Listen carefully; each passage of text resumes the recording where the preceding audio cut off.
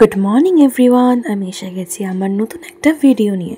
আজ সকালে তাড়াতাড়ি ঘুম থেকে ওঠার পরই দেখলাম বাবা বড় বড় কাঁকড়া নিয়ে এসছে। মা সেগুলোকেই কাটছে। তারপর বসে গেলাম প্রজেক্টের কাজে কলেজের।